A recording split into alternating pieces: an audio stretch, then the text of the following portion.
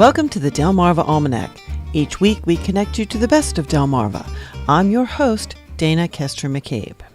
Will Hemsley has creativity and the life of an Eastern Shore waterman in his blood, quite literally. He comes from a family of boat captains and has his own captain's license. His father runs a fishing charter and is an accomplished painter and sculptor. His mother and sister are also artisans. Will got his training as an oil painter at St. Mary's College in Southern Maryland. He learned to sculpt watching his dad. He is also passing that tradition on to his own young children. I work from home a lot because I have a studio attached to the house, and my son's always peeking his head in. Dad, come in and play Legos with me and everything like that. And you're always thinking, when it's a hand-to-mouth existence like the arts are, I really got to finish this painting. But the back of your head is always lurking. You're going to blink. He's going to be 18. He's not going to play Legos with you anymore. So, growing up as a kid, my favorite thing to do was to play on the floor of the studio in the winter. You'd have a fire in the fireplace, and just watching the act of my father mix oil paint and seeing all those colors. It was kind of equated to walking into a candy shop. And you see it happen. I want to provide that same experience for my children. And I think it's an empowering experience. And I want them to be able to say, despite what everyone tells you about the arts, it's totally possible. Here's a template. Last year, Will collaborated with his father on a commissioned sculpture to honor the late Major General Harold Greene. You might remember in the news last year, he was a 4-star general killed in an insider attack in Afghanistan at a NATO base. And he's the highest ranking casualty since Vietnam. And there's a contractor that I do work like paintings for their lobbies and stuff. And they said they just got a big contract for some buildings up at Aberdeen. And they had said, this guy's a really important figure in the Aberdeen family, Major General Harold Greene. And he's touched so many lives of the people who do business there and who are on the base. We want to do something to recognize him. So I put forward a couple proposals. My father built this big sculpture there now, and the concept is Fallen Star. And it's basically the star on the general's lapel.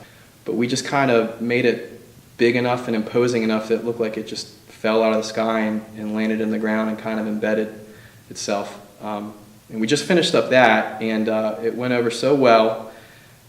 They want to do something now for the Gold Star mothers in the same spot. And if you're unfamiliar with that organization, it's mothers who have lost a son or daughter in war or in service to the military and service to the nation. So I'll be working on a life-size figure in bronze now, who's going to be seated on the bench that's looking at the big Fallen Star sculpture, kind of in reflection. Will's paintings are done mostly for sale in galleries. His sculptures, which are done in bronze, are often commissioned. He describes his approach to these two very different mediums.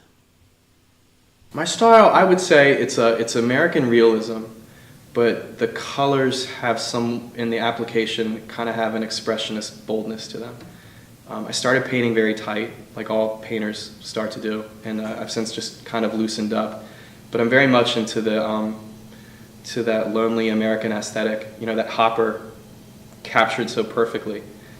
Just the play of light on the eaves of buildings, the luminosity of boats at sunset, little things like that, nuances. And I just do my best to capture them. But yeah, I would say it's mostly American realism. When you're sculpting, you're a wrestler. It's very direct. You put your fist into a piece of clay, it's going to have impact. Painting, you're like an illusionist, you're a magician. You're trying to create a trickery with light to create the illusion of something. So I really enjoy the direct nature of sculpture, knowing when I stick my thumb in that, it's gonna leave an imprint. You might say that Will's work is a love song to a magical place that will not be here much longer. What I really like to do is I'm really enamored with these little pockets on the Eastern Shore that are totally undiscovered, like Crapo or Wingate. Places like that. You go through Blackwater National Refuge, and you end up in these little towns that are forgotten by time totally, but you just get the sense of that they were once vibrant places when there was an industry around it, working the water and things like that. But there's just this sad little beauty about these places. So I come back, I do some sketches, take some photographs, but ultimately when I'm in the studio, I can invent my mood. I can invent the surroundings and the emotion. So I kind of prefer a day on site, do some sketches, maybe a quick painting, go back in the studio and just really kind of dive in. Like, I just finished up a piece, a pound net scene. John Lazant, he was an old pound netter down off Bloody Point, and he used to carry a crew of women out there who were every bit as tough as anybody else in the water. I've seen him pull out big old turtles out of the bay and everything. But I'd sit there and do sketches of the process on the pound net, and it's very much a spiritual experience. The sun is just cresting up behind Kent Island, and they're silhouetted, and it's just the majesty of being on the bay right at daybreak is indescribable. I mean, that experience to me is every bit as spiritual as any you can imagine. So I try and convey that in my work, and my work is very much too, I don't shy away from the bones and the blood of it. I want the physical nature of what I'm describing. I want that house that's sunken in the marsh to feel like it's soggy and falling apart. I want those people that are pulling the fish out of the net. I want their muscles tensile, but I want to show, the light to convey the sense of spirituality that I feel when I'm right in front of them. And I hope that comes through in the work. I'm portraying scenes on the Eastern Shore, namely, which is somewhat ironic because most of my clientele and my patronage is based out of Washington, D.C., Baltimore, Philadelphia, Virginia. And I don't sell a lot on the Eastern Shore, but they all want what we have over here hanging on their walls over there, which is kind of neat. I'll just say this about the art. As much as I want it to appeal to the intellectual element of the gallery scene and people coming in and saying, oh, this is a really unique take on this, I want the fella who's hunting the duck blind or the old blacksmith who's working on repairing the oyster rig for the fella who's in disrepair, I want them both to realize it as an authentic experience. So if I can get the blacksmith to appreciate it as much as the gallery patron, I've done something successful. And I try and do that in my painting, and I try and do that in my sculpture as much as I can. Get links to Will's website and see slides of his work at our website. That's delmarvaalmanac.com/arts. Well, that's all for this edition of the Delmarva Almanac.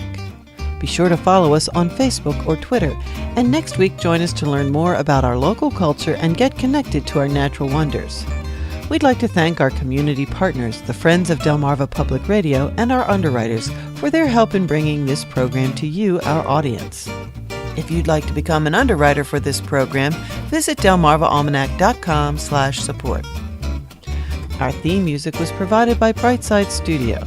This show has been a Moonshell production. Thanks for listening.